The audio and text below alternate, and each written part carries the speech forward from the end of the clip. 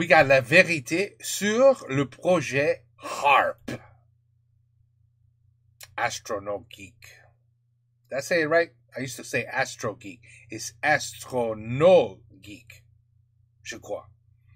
Anyway, HARP, this sounds like, the truth about the project Resident Evil. You know what I mean? Like, I'm talking about, like, theirs was called Project something. I forgot already. But anyway, it's like a it's like HARP. I don't know what that stands for, but I'm sure our friend will tell us. La vidéo d'aujourd'hui est sponsorisée par Rhino Shield. Rhino Shield, Shield, c'est une marque de coque de protection. La vidéo d'aujourd'hui J'ai pas fait ça. Pourquoi ça a répété? Est sponsorisée par Rhino Shield. Rhino Shield, c'est une marque de coque de protection personnalisée et personnalisable pour... Attends. On en reparle à la fin de la vidéo. Ah bon, parfait. Parfait. Le projet High Frequency Active Oral Research Program. Tu vois? I knew I was going to figure it out. High Frequency Active Auroral Research Program. Jesus, better known as HARP. Okay. Plus connu sous l'acronyme HARP, est un programme américain à la fois scientifique et militaire de recherche sur l'ionosphère. Les installations du HARP utilisent notamment la technologie IRI pour Ionospheric Research Instrument et des technologies radioélectriques afin de comprendre les mécanismes complexes qui gouvernent la ionosphère, une région de la haute atmosphère. Un des objectifs, par excitation via des ondes haute fréquence, est d'étudier l'impact de la ionosphère sur les communications longue distance.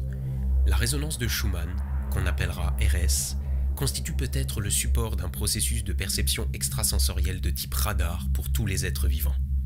Des fréquences quelconques peuvent être absorbées et réémises par tout objet selon des schémas d'interférence spécifiques.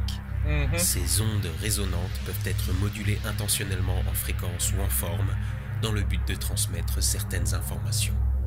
Elles sont ensuite décodées par le cerveau et traduites en données conscientes. En outre, la bioinformation peut être inscrite intentionnellement à distance sur une cible par une interface sensorielle primitive de type radar sur une onde porteuse RS. Tout cela et d'autres mécanismes sont tributaires du fait que les fréquences RS demeurent dans leur gamme médiane.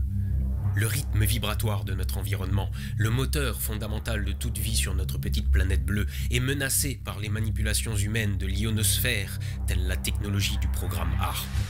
Certains scientifiques sont allés jusqu'à déclarer que la haute atmosphère était vivante, transmettant une sorte de conscience à tous les êtres vivants. L'ionosphère nous protège des radiations mortelles du Soleil et de l'espace. Et maintenant, avec des ondes radio à haute fréquence, on perce des trous dans cette couverture protectrice, prenant le risque de déchirer accidentellement le cocon fragile de l'évolution planétaire et humaine.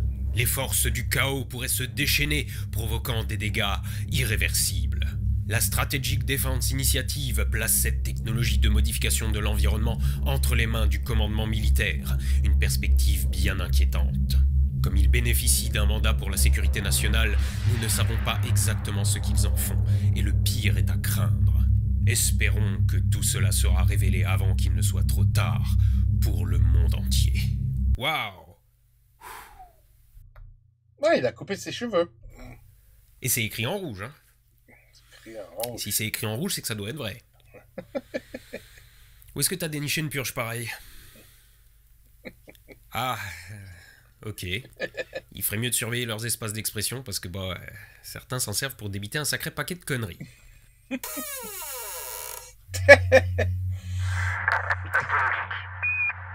Astronaut Geek. Bon. On me l'a demandé celui-là, encore et encore et encore. Et pourtant c'est même pas de l'astronomie.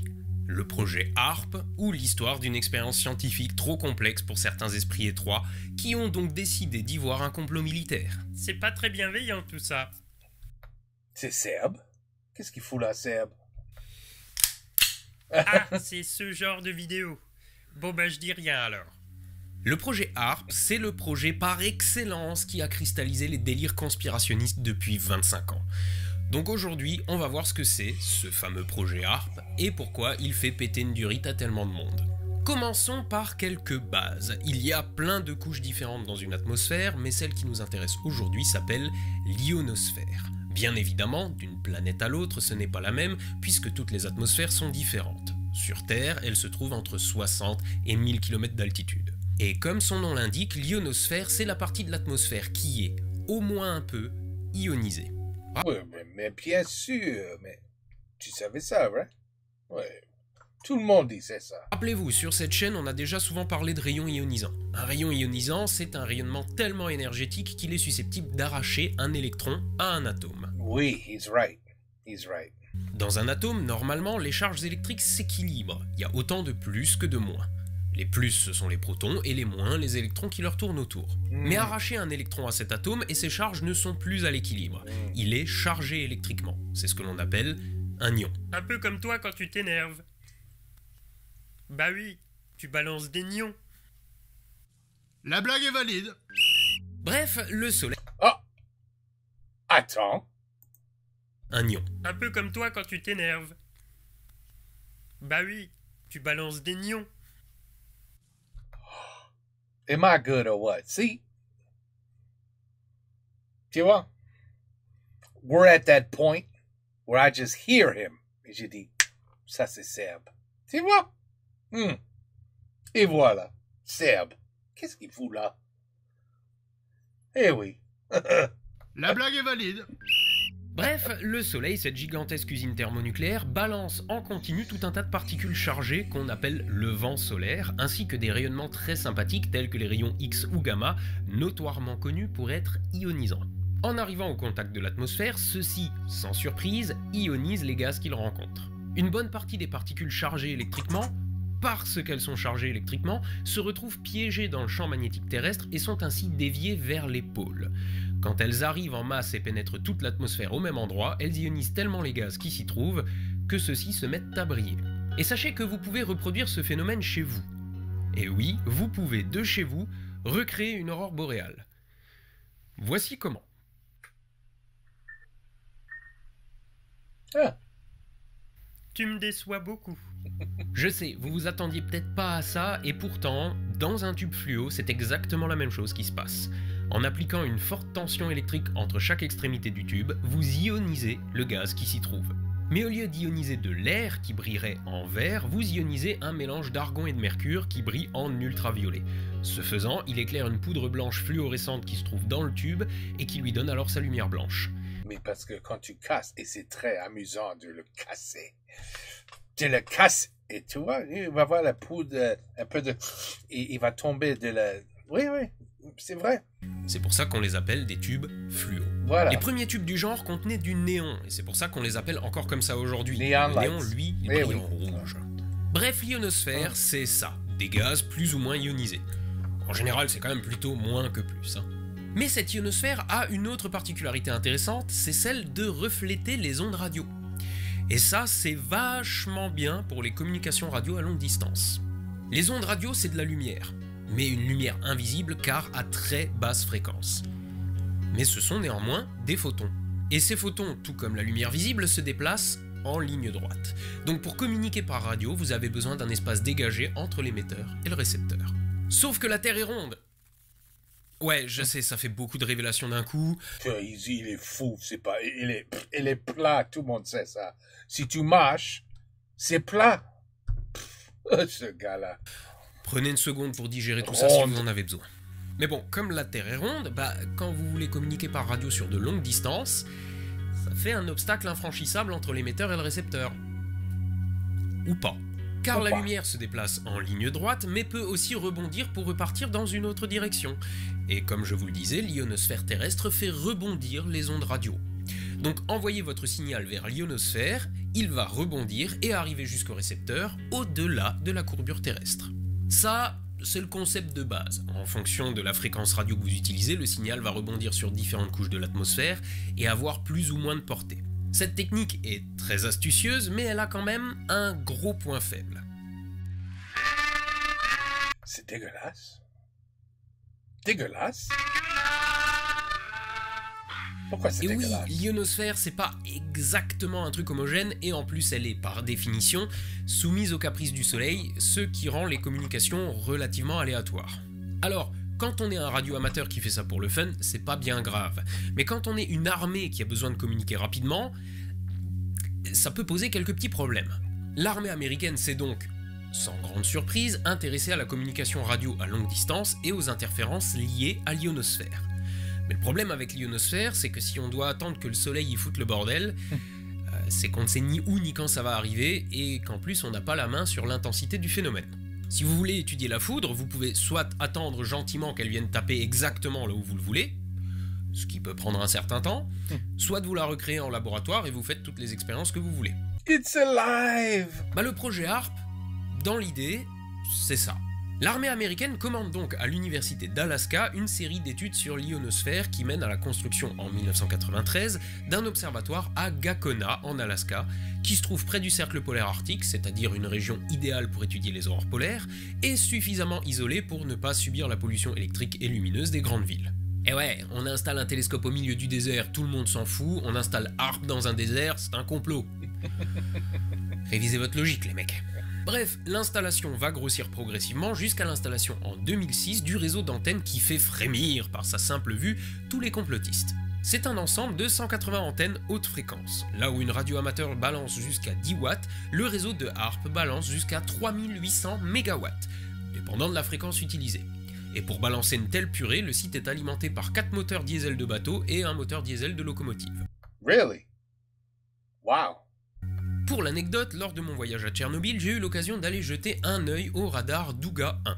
C'était un radar soviétique destiné à détecter les missiles de croisière. Lors de sa mise en route en 1976, il balançait 10 MW et a foutu le bordel dans toute l'Europe en perturbant les communications par un claquement répétitif qui lui a valu le surnom de pivert russe.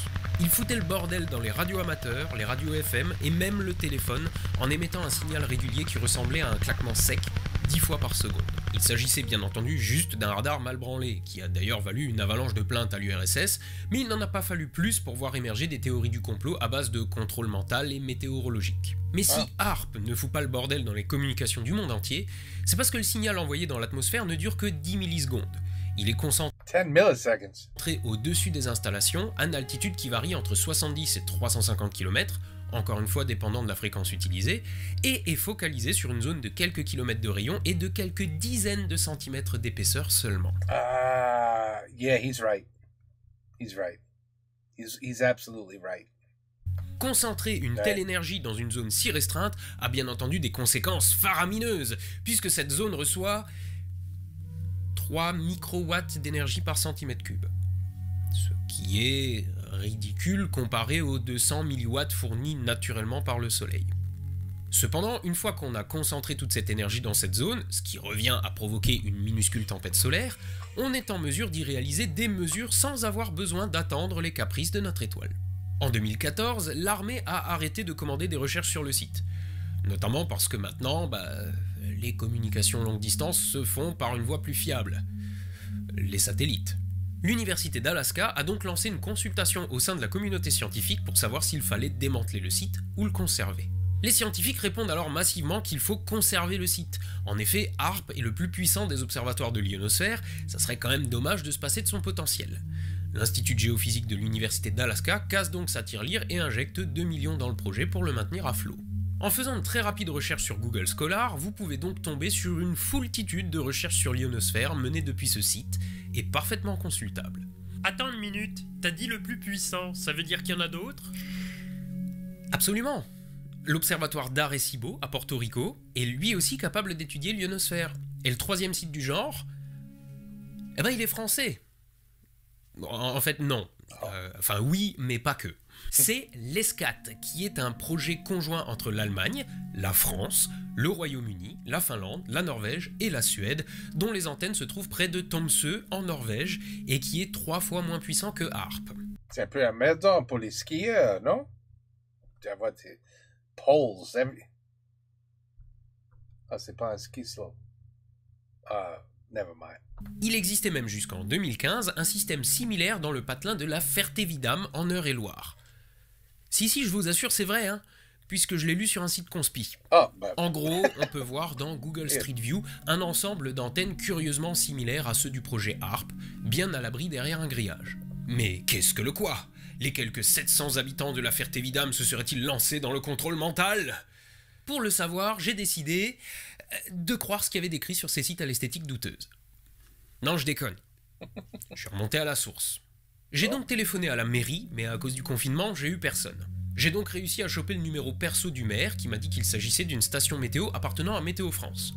J'ai donc contacté Météo France, mais à cause du confinement, leur responsable presse a eu du mal à me trouver quelqu'un pour me répondre. J'ai aussi contacté Infoclimat, mais ils n'ont pas su me répondre non plus. Donc j'ai appelé le propriétaire actuel du terrain dont le maire m'avait filé le numéro, qui lui a été capable de me dire qu'il s'agissait d'une ancienne station de 156 antennes de 4,50 m de haut, destinée à étudier les nuages. À partir de cette info, j'ai pu retourner vers Météo France et Infoclimat, qui ont du coup été capables de me dire ce que c'était précisément. Un vieux profileur de vent. Météo France a du coup même réussi à me sortir le document d'époque justifiant son installation. Donc merci à Bernard, Guy et Colette de la mairie, Bernard le proprio, Xavier de Météo France et Fred d'Infoclimat, qui m'ont aidé à trouver ce que c'était vraiment. C'est ça les recherches. Ça prend du temps. Il suffit pas de prendre une image Google Maps et de dire « Ah, je comprends pas ce que c'est, donc c'est un complot ». Et donc un profileur de vent, qu'est-ce que c'est ? Eh ben, les conspis avaient au moins raison sur un truc, c'est que ça marche comme le projet HARP. À l'automne 94, Météo France a installé ce réseau d'antennes radar de 3,6 kW afin d'analyser les mouvements de masse d'air. On est donc loin de titiller l'ionosphère, mais dans le principe, le fonctionnement est grosso merdo le même. Mais ce système s'est retrouvé obsolète avec les analyses satellites et a été arrêté dans les années 2010 et démantelé en 2015. Aujourd'hui, Bernard, le proprio du terrain, y fait pousser des séquoias. Et donc, HARP, c'est un dispositif qui permet de concentrer de manière très localisée 3800 MW, soit 50 fois moins d'énergie qu'un éclair moyen lors d'un orage. Ah oui, bien sûr. Oui. Donc, beaucoup trop peu pour espérer modifier le climat. Oui. Ce qui s'y passe est documenté dans la littérature scientifique et vous pouvez même visiter les installations tous les ans le 23 août lors des portes ouvertes. Rien de bien ouf quoi. Et là interviennent les pas très futés spirationnistes, dont le docteur Nick Begich, directeur du Ley Institute of Technology. Enfin, ça sonne bien comme ça, jusqu'à ce qu'on se rende compte que le mec a pas du tout de doctorat et que le Ley Institute of Technology, c'est une assoce qu'il a montée avec une copine. Déjà là, tu sens que ça pue. Le mec vend au calme des dispositifs pour accroître ses capacités cérébrales, des nutriments nanotroniques. Y a pas comme une odeur de merde là. Et un bouquin intitulé « Les anges ne jouent pas de cette harpe ». Notez le goût irréprochable du graphisme de cette couverture, ça vous donne le ton, où il explique que les installations de harpe servent à contrôler l'esprit humain, à provoquer des tremblements de terre, des tsunamis ou des pluies d'oiseaux morts. Et bien entendu, tout ceci est étayé par de solides preuves. I knew it. I knew it. I knew it. I knew it. All my bad decisions in my life, it wasn't me. It wasn't me. I was being controlled. Son of a bitch. Maintenant je sais. Maintenant je comprends. Toutes ces fois. Wow. Les preuves. Les preuves, je les ai mises quelque part. Ah, les voilà. Bien entendu, ouais. dans le milieu du conspirationnisme, comme les élucubrations de l'un servent de preuve à l'autre, ce livre sert donc de source à d'autres qui ont été écrits plus tard. Donc Nick Begich sert d'expert et de source à Jerry Smith pour son livre. Putain, les conspis ont tous le même graphiste incompétent. Et Jerry Smith sert d'expert et de source dans l'émission Conspiracy Theory de Jess Ventura. Dans l'émission... Oh my god, Jesse Ventura. On retrouve aussi Nick Begich qui va prouver que la manipulation mentale est possible. En effet, il parvient à faire entendre de la musique à un cobaye grâce à un système de transducteur piézoélectrique. Transducteur piézoélectrique, c'est le nom compliqué pour dire haut-parleur. Si l'électricité peut faire bouger une membrane, HARP peut contrôler ton esprit. Vous voyez, je vous avais bien dit que j'avais des preuves. Oui. La théorie du complot commence à faire son petit bonhomme de chemin. D'ailleurs, Muse donnera le nom de HARP à un album live en 2008 à cause des antennes qu'ils avaient disposées sur scène. Mais la complotosphère s'est surtout déchaînée à partir de 95, l'année même de la publication du livre de Begich. À ce moment-là, une députée européenne finlandaise du nom d'Elisabeth Rehn dépose une proposition de résolution au Parlement européen sur l'utilisation potentielle de ressources à caractère militaire pour les stratégies environnementales. Et oui, même les députés peuvent être conspirationnistes. Rappelez-vous de l'intervention de Joël Giraud, député à l'Assemblée nationale, qui demandait en 2013 qu'on arrête de polluer le ciel avec des chemtrails. Au Parlement européen, donc, la proposition est soutenue par la députée belge Magda Alvoet et par la députée suédoise Maj-Britt Theorin, qui rédige un rapport qui débouchera sur une sous-commission du Parlement européen. Donc attention, une sous-commission, en gros, c'est une réunion. Hein. Rien à voir avec une commission d'enquête parlementaire dont on entend parfois parler sur des sites conspi. D'ailleurs, ça s'est même pas passé au Parlement. Bref, l'intervenant principal de cette sous-commission, c'est Nick Begich. Les États-Unis et l'OTAN sont invités à intervenir lors de cette réunion, mais, et ça peut se comprendre, ils ont fait savoir qu'ils avaient mieux à foutre. Et comme les absents ont toujours tort, Nick Begich s'est donc retrouvé pendant près de 2 heures avec le champ libre pour déblatérer ses conneries. Tout ceci débouche sur un rapport définitif déposé début 99 qui conclut que HAARP est un système d'armement modifiant le climat. Sauf que bon, un rapport, surtout un rapport de ce style, ça n'a pas plus de valeur que ça. Et c'est ce qu'on a de plus solide sur le projet HAARP.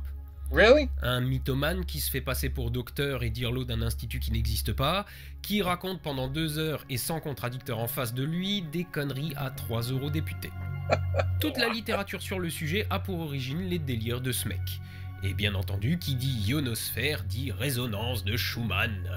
La résonance de Schumann, c'est une onde à basse fréquence qui se propage entre le sol et l'ionosphère et qui est entretenue par les décharges de foudre dans l'atmosphère. En gros, le champ magnétique terrestre vibre un peu, à 7,8 Hz en moyenne, à cause des orages dispersés autour du globe. Et me demandez pas pourquoi, mais la résonance de Schumann a une très grande importance pour les énergéticiens. La fréquence de la résonance de Schumann augmenterait, c'est faux, elle est terriblement stable, ce qui aurait pour conséquence de faire accélérer le temps. Ce qui, du point de vue de la relativité générale, est une gigantesque connerie. Et c'est parce que le temps accélère que vous avez l'impression que vos journées passent vite. Waouh! Ça, c'est de la démonstration scientifique. Pour cet auteur-là, elle sert carrément de système de télépathie.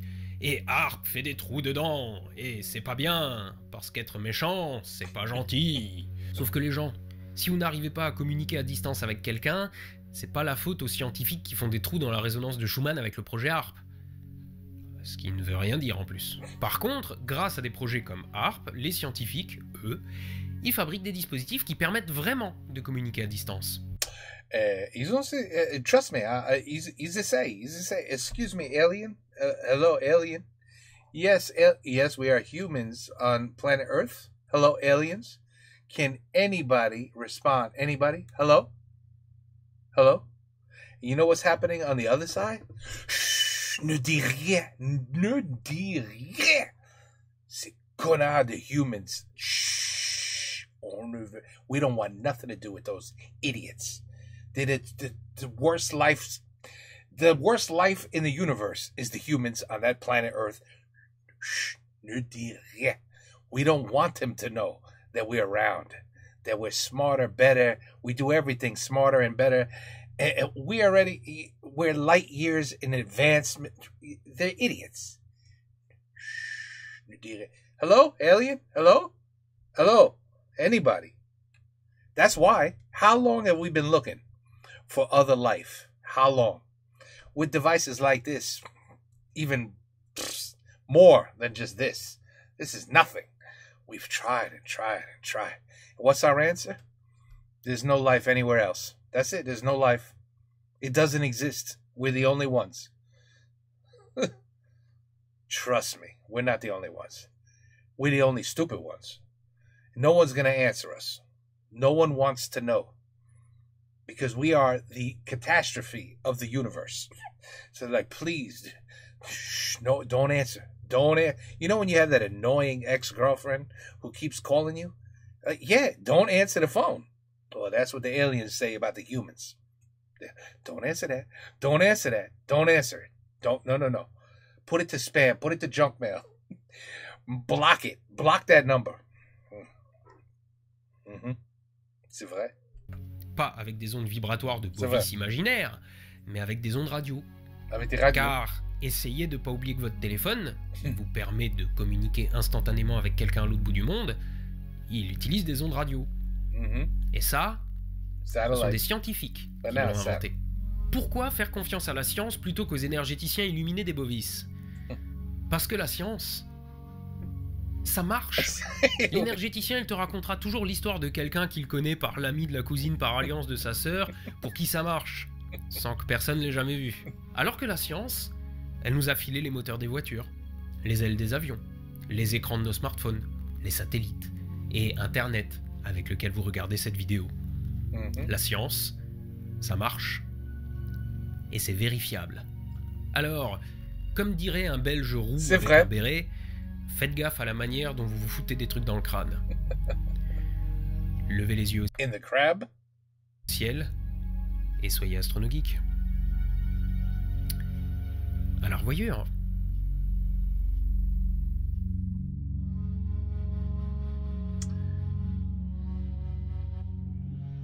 Eh oui. Eh ben, it's almost, but that's the way we work. When we don't understand something, really, really don't understand it, we either call it it's a conspiracy, or it's, now the new word is fake news. The media, everything the media says is fake. It's not even true. It's fake. So it's, I don't even know, like we have trained ourselves to basically trust no one. No one. So, yeah, I mean, all you gotta do is Google today. Google anything, and then you will decide whether it's bullshit or not. And 99% of the time that you're reading anything on Google, it's probably bullshit. A lot of it is gonna be bullshit, but we'll believe it because it's on. Hey, I saw it. Somebody wrote an article on Google. I read it. It must be true. It must be true. But we're not a very trusting species anymore. You know what I mean? We don't trust nobody no more. So, but the video's over? No. Merci d'avoir regardé cet épisode jusqu'au bout, j'espère qu'il vous a plu. Comme d'habitude, hein, l'abonnement, la cloche, tout ça. Bon alors comme vous avez pu le constater, j'ai un nouveau sponsor. Rhino Shield, c'est donc une boîte qui fabrique des coques pour téléphone. Quand ils m'ont contacté, j'avais déjà entendu parler d'eux, mais j'avais jamais utilisé leurs produits.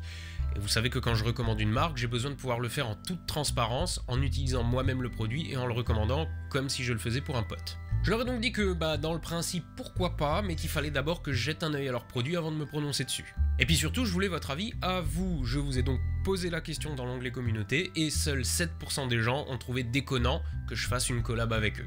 Sachant que 30% des sondés ont répondu Obi-Wan Kenobi.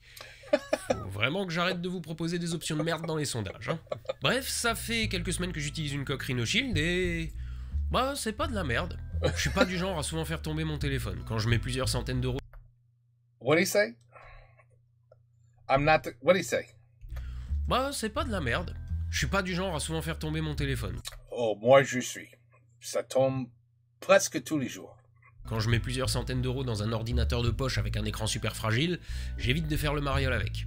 Plus je le protège. Avant, j'utilisais des protections à clapet, mais depuis que j'ai un téléphone avec un écran gigantesque, ça tient difficilement dans la main, donc j'ai plutôt des coques simples, associées à une vitre protectrice collée sur l'écran. Mon téléphone, c'est un OnePlus, autant dire pas la marque la plus courante. Donc ma coque, c'était une coque achetée directement chez OnePlus, parce que, c'était un peu chaud d'en trouver ailleurs. Ouais, mais pas chez Rhino Shield, manifestement, parce que quand je leur ai donné mon modèle de téléphone pour qu'ils m'envoient du matos à tester, ça leur a pas posé problème, puisqu'ils avaient ça dans leur gamme. Ça, et puis la race d'autres modèles aussi, hein, donc de l'iPhone, de l'Android, c'est plutôt vaste. Et du coup, depuis, j'utilise la jolie coque avec la navette Discovery qu'ils m'ont envoyée. Leurs coques sont clairement plus costaudes que celles que j'avais avant, qui d'ailleurs avaient un petit peu tendance à se barrer, mais bon, ça m'a pas vraiment surpris parce que quand je vous ai posé la question, vous avez été nombreux à me dire que vous en aviez déjà et que c'était très robuste. Bon alors d'après ce qu'ils m'en disent, c'est un polymère plastique breveté chez eux avec une structure en nid d'abeille qui est fait pour absorber et disperser au maximum les chocs. Alors les chocs, oui, mais les chocs normaux qu'un téléphone peut subir, hein, c'est des coques de téléphone. C'est pas des coques magiques qui rendent votre téléphone invulnérable et qui vous permettent de le balancer sur les murs ou vous en servir de gilet pare-balles. Hein. Vous savez quoi ? Bon, je pense pas que ça résistera à de la chevrotine, faut pas déconner, mais promis, si je refais une sponsor Rhino Shield après la fin du confinement, je tirerai dessus à la 22 long rifle subsonique pour voir si ça résiste. Avec une faible charge de poudre et une distance correcte, il y a moyen. Eh oui. Sinon, du coup, la gamme aérospatiale, elle est pas dégueu. On constatera qu'ils ont pensé à tous les fans du logo NASA qu'on croise en ce moment un peu partout. Il y a quelques infographies minimalistes, mais j'ai trouvé plus original les vues satellites. Bon, Let me see. manque de peau, celle-là, ils m'en ont pas envoyé. Après, si vous n'êtes pas sectaire de l'espace, il y a un choix bien vaste d'autres designs ailleurs sur le site. Hein. Ouais. Mais I've seen better. Not gonna lie. A matter of fact, I have better. So, because I'm such an idiot that always drops my phone, I have broke every phone I've had so far. There's not been one I have not cracked the screen. Not one. So, I went out and I got, you know what this is? My phone, this is the only thing for idiots like me. Nothing is better than this. My phone is inside the case. This is not the phone. This is not the phone. This is not the phone. This is where the speaker is. See, I could shut the speaker off. I could open the speaker. Now I could talk. This is waterproof. If I drop this in water, I'm good to go. My phone is inside the case. If the phone lands on an angle, because none of these cases ever tell you that. If you're on a curb and your phone lands like this, those cases do nothing. This will break this glass, which is plexiglass, which is, I don't even know if it's plexiglass. It's like, well, whatever. It's not glass. And that will break, but not my phone screen. See, you know what I'm saying? So I don't know, I don't even know. Well, I'm not going to promote them because nobody hired me to be their sponsor. So, but I'm just saying, like this one here, whatever the hell this is what you need. That, you could do whatever you want with your phone. You could throw it, break it, drop it in the bathtub, like whatever the heck, and your phone will be fine because the phone is inside the case. That it will protect just if the phone lands on the angles. See? You understand? See, that will... Why am I doing this? Okay, anyway. La vérité sur le projet HARP. Eh ben, voilà. I mean, it's just to communicate, people. That's all. It's just so I could call ma grand-maman dans la France. Holy shit. The New York Knicks beat the Celtics. We are up 3-1. I can't believe it. Seriously, that's like shocking. Okay, anyway, bon, la vérité, it's up to you what you want to decide. But listen, Astrono Geek, il est tellement intelligent, celui-là. He's so freaking smart. I'm almost too stupid to watch this video. Really, I don't even know if I'm up to par to watch this guy because he's so smart. The shit that he says, I mean, you could tell. I mean, it's not all rehearsed. You can't rehearse everything this man said. He actually knows what he's talking about.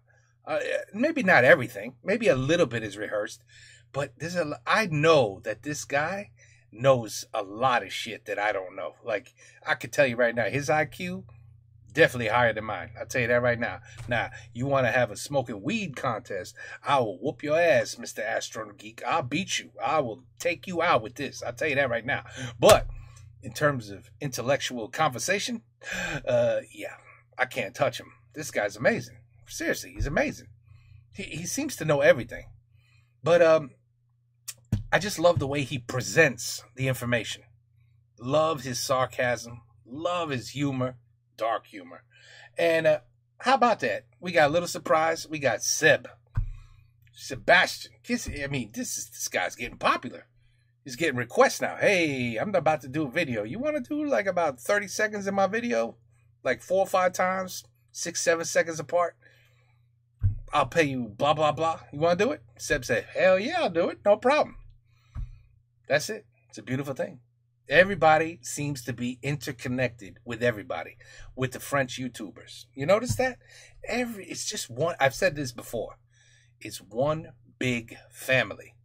It's a beautiful thing. It really is. It's a beautiful. It's a bunch of beautiful people that they're family. And it's enjoyable to watch. It's the best way I could describe it. But do we really give a shit about antennas? That especially now. Like he said, it's all satellites now. There's actually a stock that I'm in called Astro. It's called AT. Hold on a second. I'll tell you right now. Oh, no, I won't. I'm not logging into that shit. All right, anyway, it's called ATDS, I think, or ASTD or something like that. It's a space program because they are trying.